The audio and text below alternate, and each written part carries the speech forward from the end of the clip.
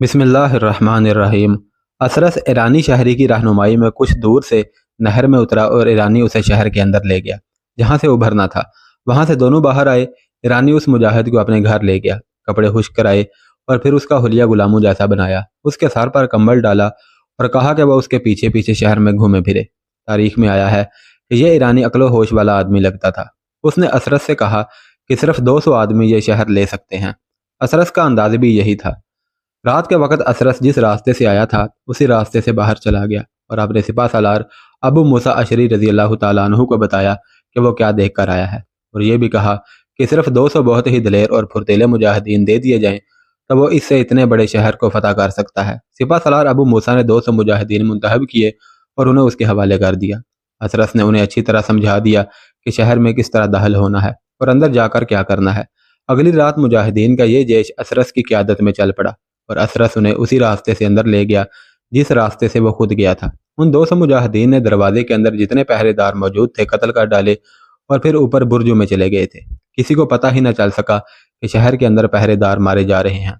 बुर्जों के अंदर ही मुजाहिदीन ने बिखर कर बहुत से ईरानी फौजियों को मार डाला। फिर उन मुजाहिदीन ने जो पहरेदारों को मारने के बाद दरवाजों पर मौजूद रहे थे दरवाजे खोल दिए।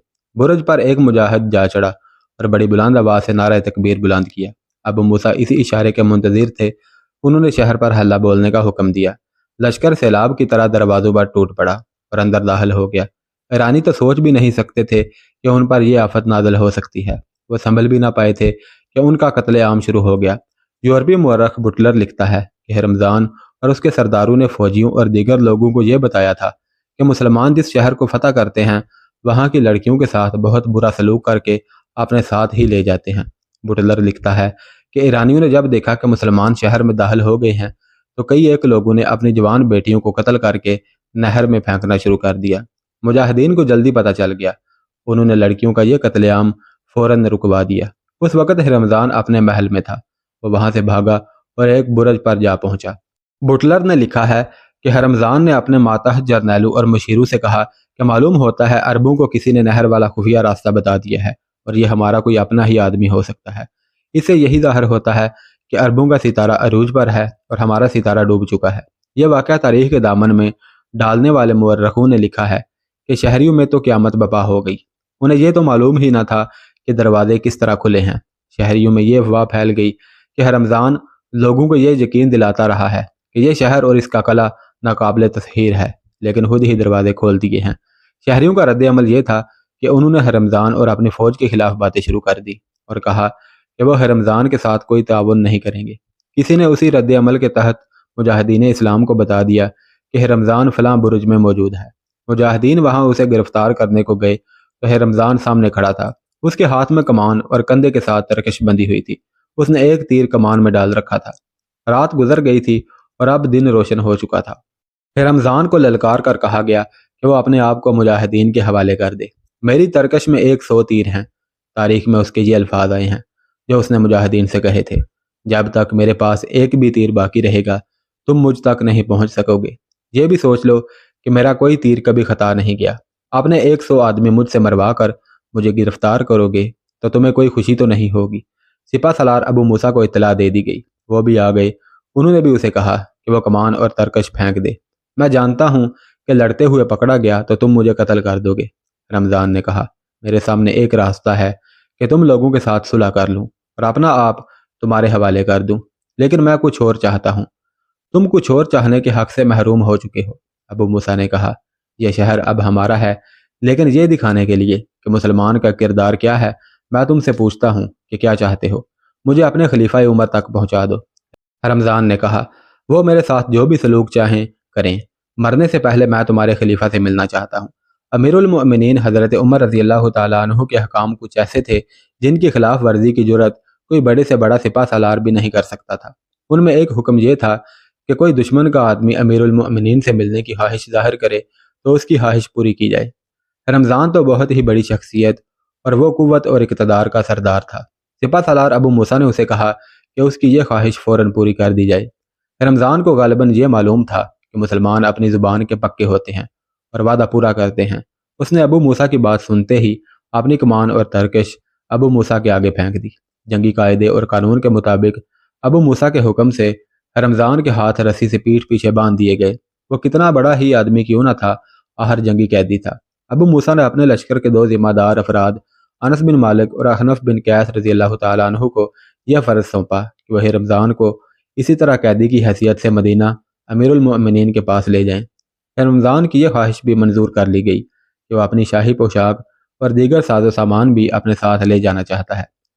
اس شہر سے جو مال غنیمت حاصل ہوا تھا اس میں سے بیت المال کا حصہ الگ کر کے انس اور احنف کے حوالے کر دیا گیا کہ یہ بھی مدینہ اپنے ساتھ لے جائیں۔ اس طرح ان کے ساتھ اونٹوں کا اچھا حاصلہ قافلہ تیار ہو گیا۔ اونٹوں پر مال غنیمت اور رمضان کا ساز و سامان تھا۔ یہ قافلہ جب مدینہ کے قریب پہنچا تو رمضان نے قافلہ رکوا لیا اور اس نے اپنا حلیہ بدلا۔ اس کی تفصیل تاریخ میں ان الفاظ میں آتی ہے۔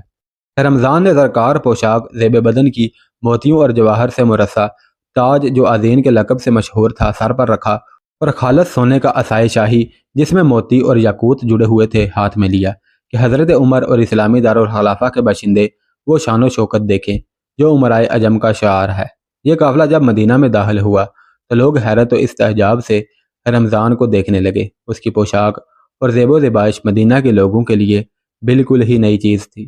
اسے حضرت عمر رضی اللہ تعالیٰ عنہ کے گھر کی طرف لے جا رہے تھے تو تماشائیوں میں سے کسی نے کہا کہ حضرت عمر اس وقت مسجد میں ہیں۔ یہ بھی پتہ چلا کہ کوفہ سے کوئی وفد آیا تھا جو امیر المؤمنین سے مسجد میں ملاقات کر کے چلا گیا ہے، لیکن امیر المؤمنین ابھی مسجد میں ہی ہیں۔ انس اور احنف رمضان کو مسجد میں لے گئے لیکن مسجد بالکل خالی تھی۔ تاریخ میں آیا ہے کہ 3-4 لڑکوں نے ایک طرف اشارہ کیا جس کا مطلب تھا کہ حضرت عمر مسجد کے ایک کونے میں سوئے ہوئے ہیں۔ ہوا یوں تھا کہ کوفہ کا وفد چلا گیا تھا تو حضرت عمر رضی اللہ تعالیٰ عنہ نے جو چوگا پہن رکھا تھا وہی اتار کر مسجد کے ایک کونے میں جا کر سر کے نیچے رکھا اور سو گئے۔ رمضان کے جوتے باہر اتروار لیے گئے اور اسے مسجد کے اندر لے گئے۔ دیکھا کہ حضرت عمر بڑی گہری نیند سوئے ہوئے تھے۔ انس اور احنف رمضان کو ساتھ لیے الگ بیٹھ گئے تاکہ حضرت عمر کی آنکھ نہ کھلے۔ مشہور تاریخ دان علامہ طبری اور ابن کثیر نے اس ملاقات کی تفصیلات لکھی ہیں۔ وہ لکھتے ہیں کہ مسجد میں کچھ اور لوگ بھی آنے لگے اور بیٹھتے چلے گئے۔ آخر مسجد میں اتنے لوگ اکٹھا ہو گئے کہ کسی اور کے کھڑے ہونے کی بھی گنجائش نہ رہی۔ اس طرح خاموشی برقرار نہ رکھی جا سکی اور حضرت عمر رضی اللہ تعالیٰ عنہ کی آنکھ کھل گئی۔ کیونکہ حضرت عمر رضی اللہ تعالیٰ عنہ اور رمضان کے مابین گفتگو ہونی تھی اس لیے ایک ترجمان موجود تھا۔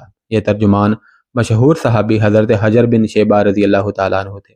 رمضان کو بتایا گیا تھا کہ وہ جو بات کرنا چاہے حضرت حجر کے ساتھ کرے اور یہ اس کی بات عربی زبان میں امیر المؤمنین تک پہنچائیں گے۔ ابھی امیر المؤمنین حضرت عمر رضی اللہ تعالیٰ عنہ سوئے ہوئے تھے تو رمضان کچھ حیران سا ہو رہا تھا کہ ان کا خلیفہ کہاں ہے اور نہ جانے کب آئے۔ تمہارا خلیفہ عمر کہاں ہے؟ رمضان نے حجرہ بن شیبہ سے پوچھا۔ وہ تمہارے سامنے سوئے ہوئے ہیں، حجر نے فارسی زبان میں جواب دیا۔ رمضان کے چہرے پر حیرت کا بڑا گہرا تاثر آ گیا اور اس نے اپنا سر جھکا لیا۔ کچھ دیر بعد سر اٹھایا، حضرت عمر کی طرف دیکھا، پھر حجرہ بن شیبہ کی طرف دیکھنے لگا۔ یقین نہیں آتا یہ تمہارا خلیفہ ہے، رمضان نے کہا۔ میں نے کوئی دربان نہیں دیکھا اور کوئی محافظ پیادہ یا سوار دستہ مسجد کے باہر نظر نہیں آیا۔ یہاں تو پورا محافظ دستہ ہونا چاہیے تھا۔ ہمارے خلیفہ کا محافظ اللہ ہے، حجر نے مسکرا کر جواب دیا۔ ہمارے یہاں دربان اور محافظ اس طرح نہیں ہوتے کہ خلیفہ جہاں جائیں وہ ان کے ساتھ رہے۔ اس ایرانی جرنیل رمضان نے وہ الفاظ کہے جو آج تک تاریخ کے دامن میں موجود ہیں۔ اس نے کہا کہ اس شخص کو پیغمبر ہونا چاہیے تھا اور اگر یہ پیغمبر نہیں تو اس کے اعمال و افعال پیغمبروں جیسے ہی ہیں۔ مسجد لوگوں سے بھر گئی تھی جنہیں خاموش نہ رکھا جا سکا اور رمضان نے بھی باتیں شروع کر دی تھیں جن سے حضرت عمر رضی اللہ تعالیٰ عنہ کی آنکھ کھل گئی۔ وہ انس اور احنف کو دیکھ کر بڑی تیزی سے اٹھے۔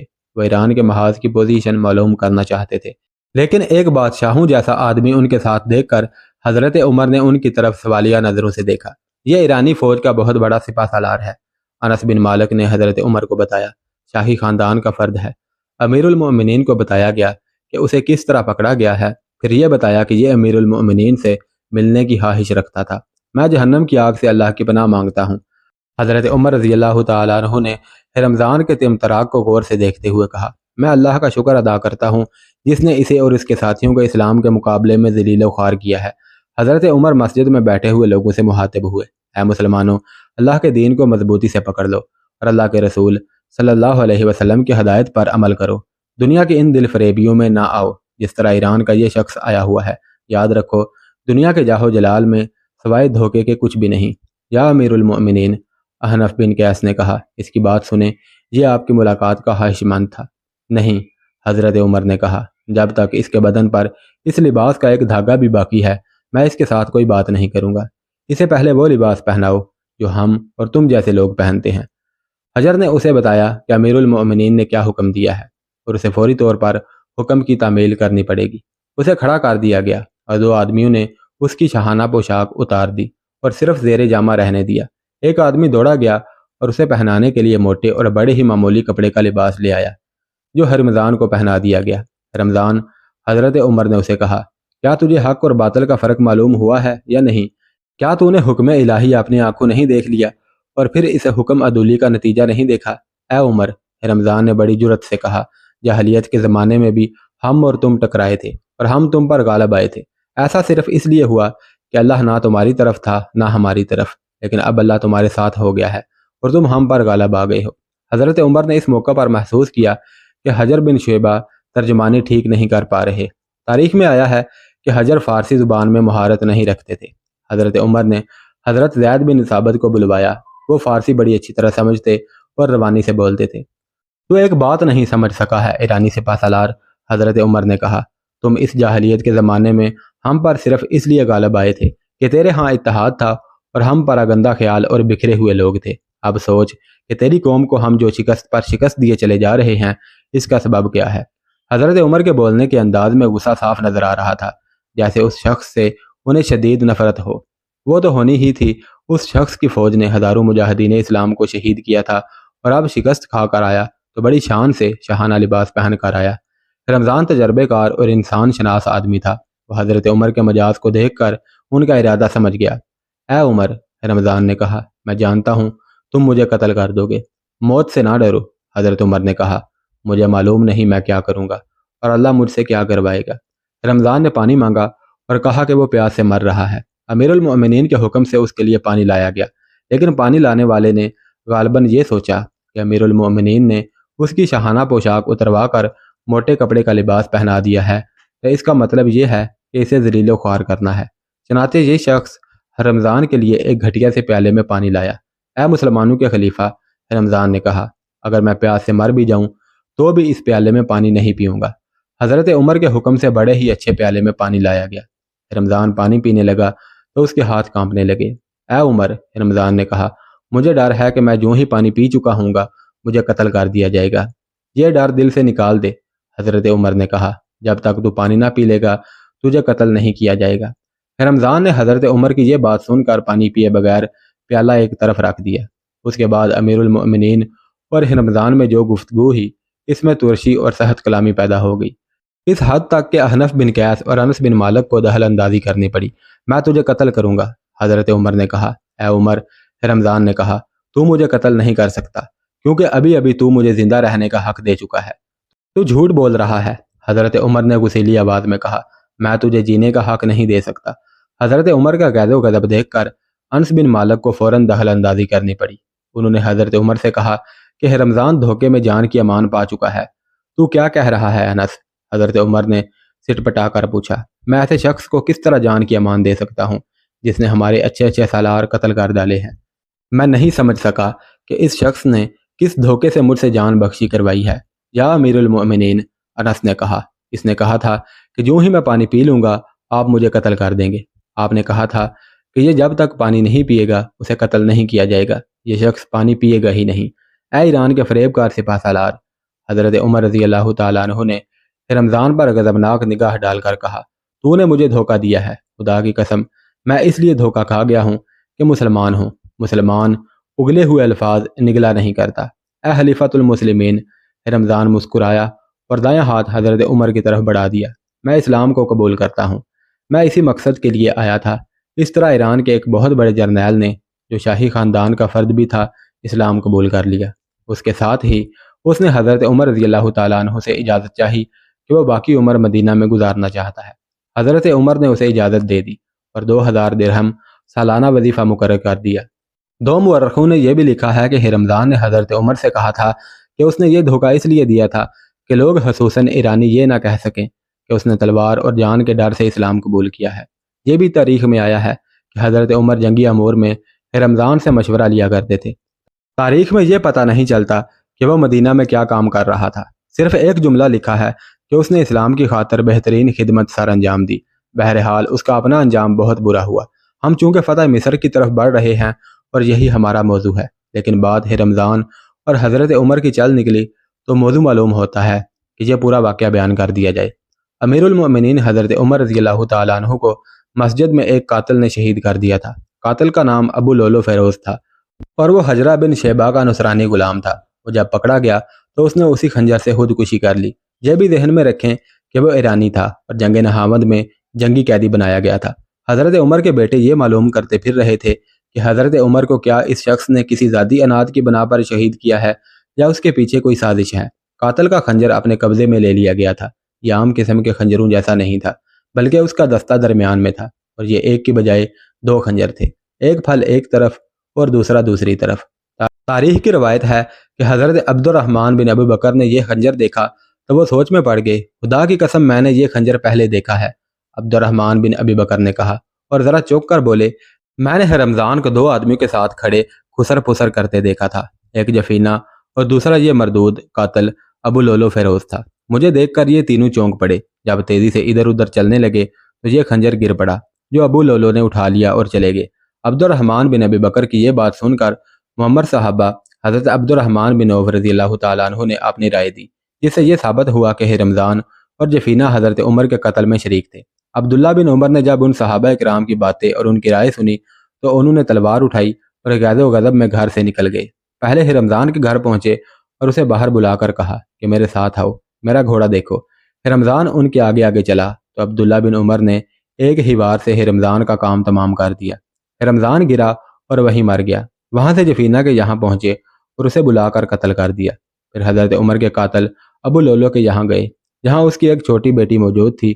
انہوں نے اس لڑکی کو بھی قتل کر دیا اور پھر وہ ہیجان اور جنون کے عالم میں تلوار لہراتے باہر نکلے اور بڑی بلند آواز سے کہتے گئے کہ میں کسی ایرانی اور غیر مسلم غلام کو زندہ چھوڑوں گا نہیں۔ اگر ان پر قابو نہ پایا جاتا تو وہ اپنے عظیم باپ کے خون کا بدلہ نہ جانے کتنے ہی آدمی کو قتل کر کے چکاتے۔